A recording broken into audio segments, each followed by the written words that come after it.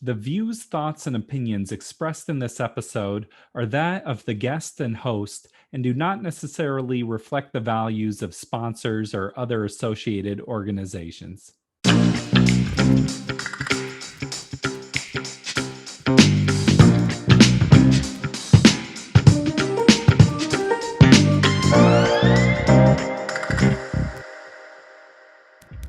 Welcome to The Parental Compass by Family Education and Support Services.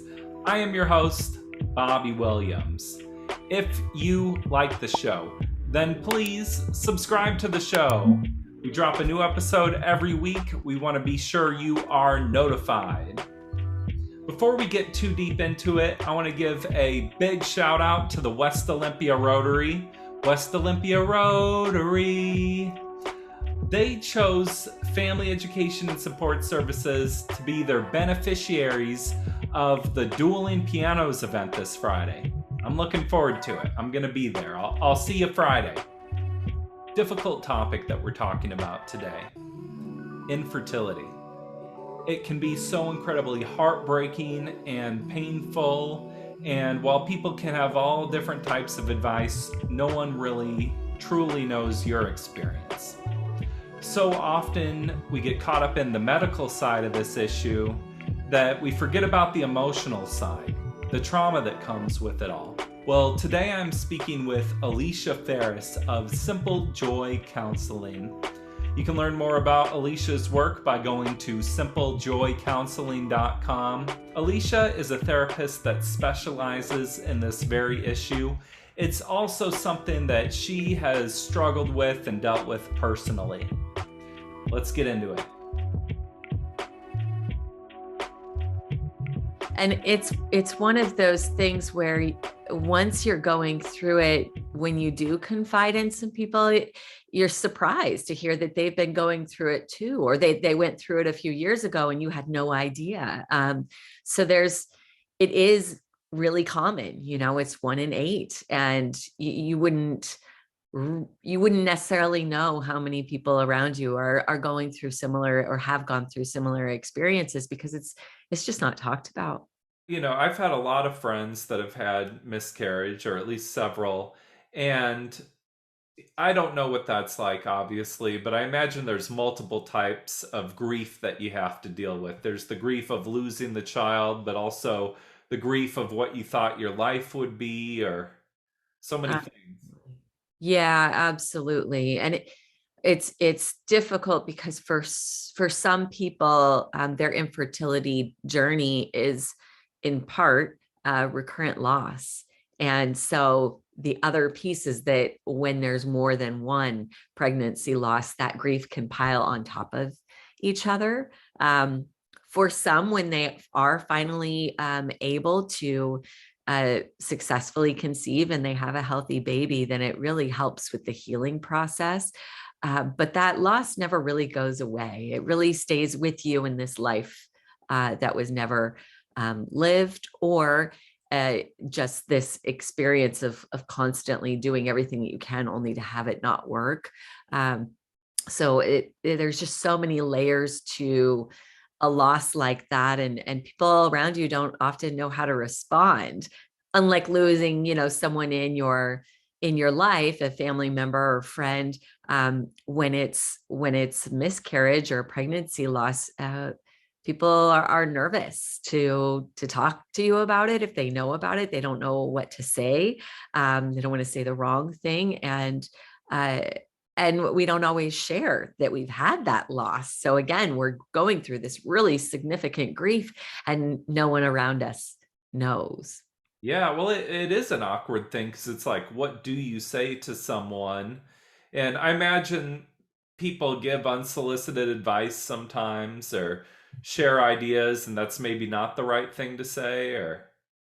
Yeah, absolutely. I mean, the unsolicited advice around infertility in general is a lot. I think that that's probably the most common thing that I hear with infertility is all the things that people say to them, which sometimes keeps people again, from confiding in those around them and relying on their support system, because they hear things like, it's okay, it's going to be fine, you're going to be a mom, or you're going to be a parent someday. This is just, a short-term thing. And it's not for everybody. Some people can go through infertility for years and years, sometimes a decade of it. And it's this kind of relentless thing that we have to persevere through. And so to hear some of those statements of, oh, you'll get pregnant, or I know somebody that struggled with infertility and they got pregnant, so you're going to be fine, just is really, really invalidating. Yeah, no, invalidating was the word I was thinking of as you were talking of you're trying to be supportive, but then it's like, well, maybe it won't be okay, or who knows, like you don't necessarily know. Is there an alternative? What should people say instead of that? Yeah, I think just simply saying, I'm so sorry you're going through this. You can say that you can't imagine what that would be like, and that you're there for that person to listen if they ever need someone to talk to. And then simply do that, be that person that listens, instead of offering solutions, or asking a bunch of medical questions about it. Because part of the problem is that, anytime you confide in someone and start talking about the things that are going on, it's you have to explain all of these things of what infertility treatment is about, all the things associated with whatever's going on with you that's causing it, if you even know. And it takes away from the emotional support that we're really seeking in that moment. So truly just showing up, seeing that person, helping them feel seen and heard, and cared about. And then reaching out and not saying, hey, are you pregnant yet? But simply saying, you're in my thoughts, or I know that you're having a procedure around this time, or I know that you just went through a procedure because you'd mentioned that, and I just wanted you to know that I'm thinking of you. And I'm holding hope for you, or I'm holding space for you. And if you ever want to chat, or if you want to get together and just not talk about any of that, let's do that. That seems like good general grief advice too. Absolutely. I mean, really good general hardship advice, because our experiences, although they may be similar, are never the same. I know this issue is really personal for you. Can you tell us a little bit about your experience? Yeah. So I wanted to be a mom for 10 years. My sister had twins, and they were the first time I think I realized truly that I wanted to be a mother, that I wanted to have what my sister had with them. And, the bond that I had with the girl, with the twins as well. And it, just didn't happen in the way that it often happened for everyone else around me. Everyone would, say, okay, we're going to start trying, in short order. They'd have families, and my friends' kids were all growing up, and I wasn't having that experience. And eventually it moved through to fertility treatment. We did 2 full years of fertility treatment. So we did 3 IUIs, which is essentially, trying to make the natural process happen in a hospital room instead. And then we had 4 tries of IVF. And that is where they literally take the egg out of you through a surgical procedure. And then in a petri dish, they put the egg or the sperm into the egg and fertilize it there. And then if it's successful and you have embryos, then they transfer those a few days later.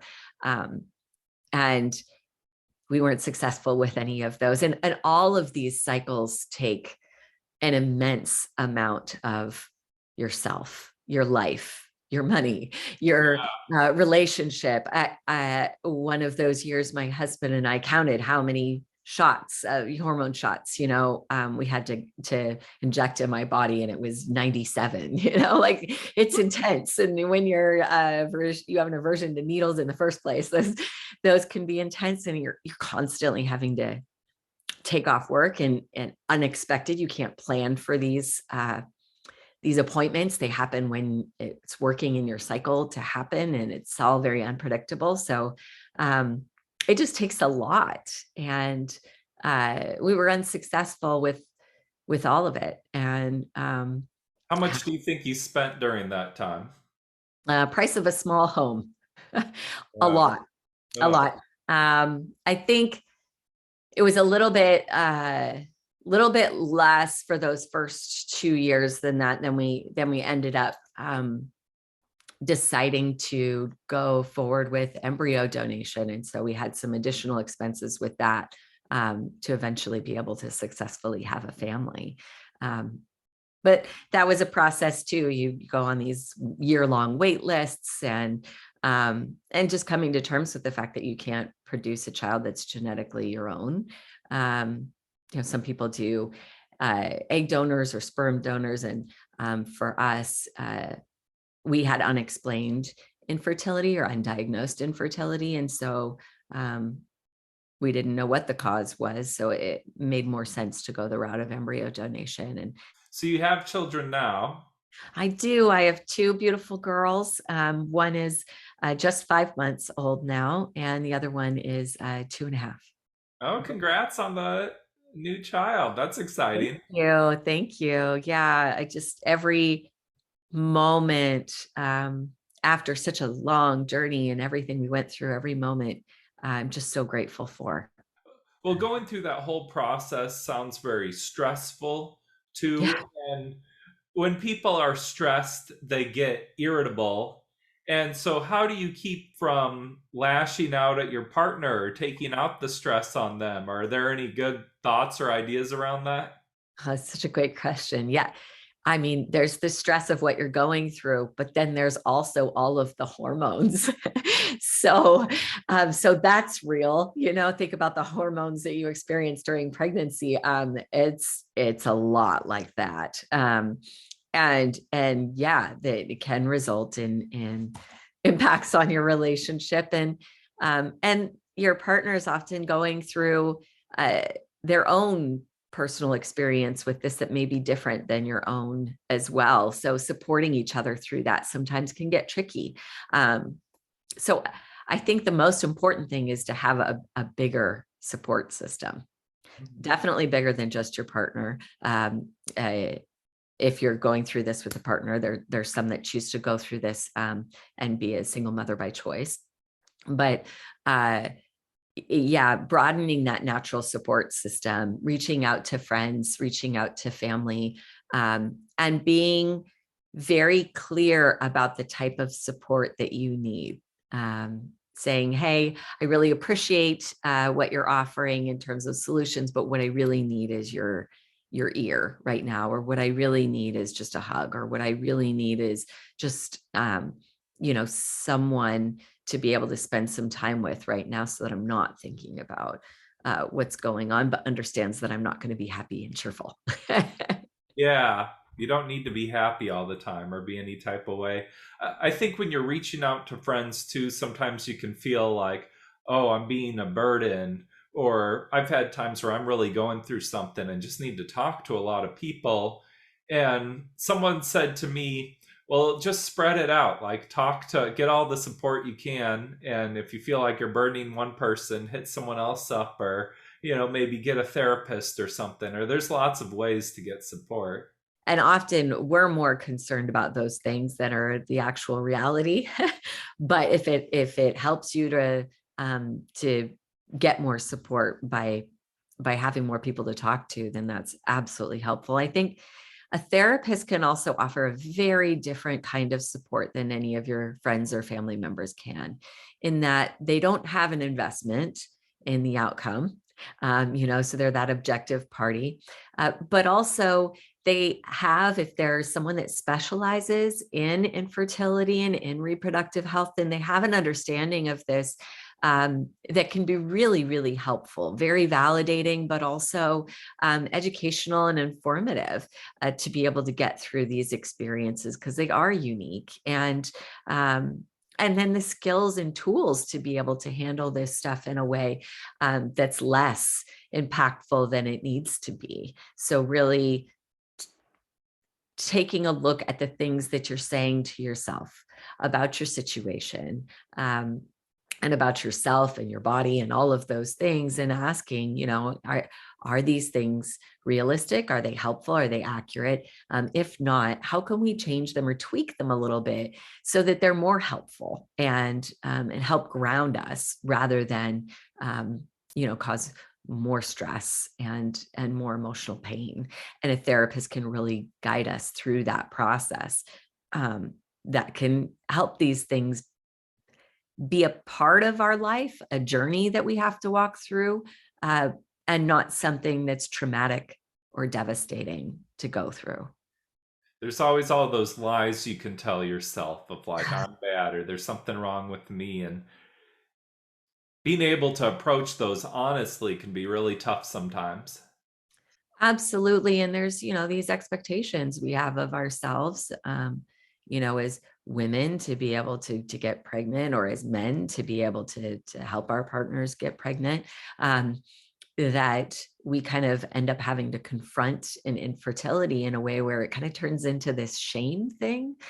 And, as Brene Brown would say, there's nothing good in that, that's only going to cause, more harm than good. And so taking a look at those very understandable and natural thoughts and working with them in a way that lets us get through this process with more grace, more compassion, more self-compassion. Yeah.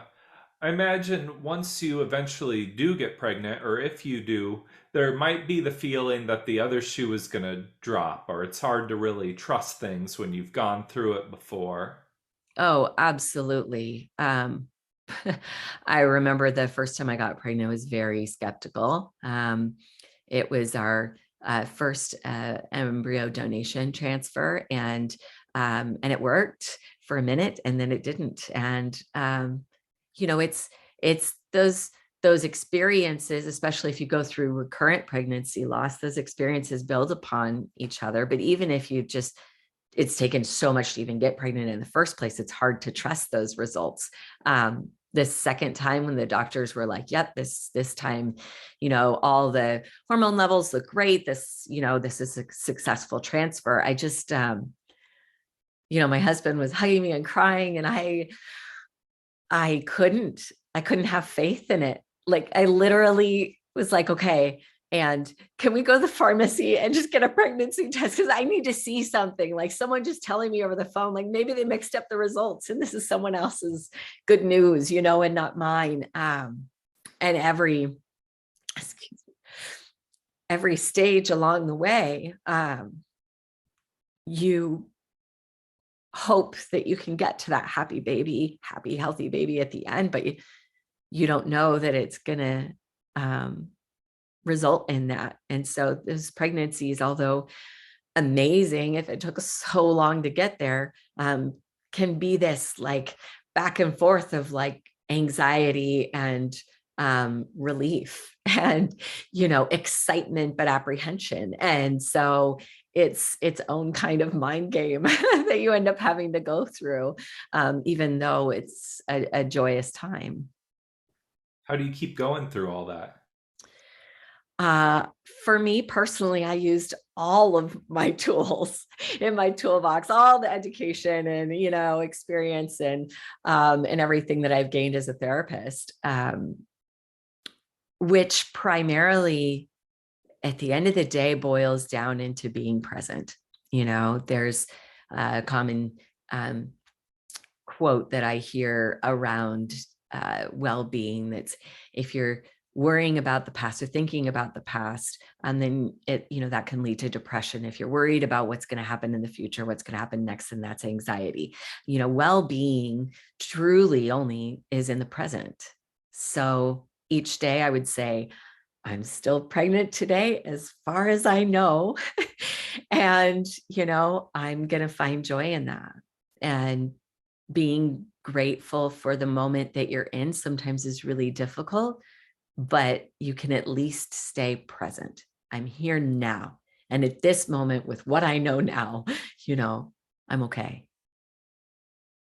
Well, I've known you for years, and I'm excited about the future of this practice, and I'm just happy to know you as a friend.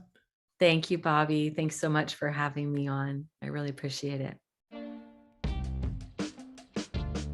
Thank you, Alicia, for just being so open and real with us. This has been the Parental Compass by Family Education and Support Services. I'm Bobby Williams. We'll see you next week. Peace.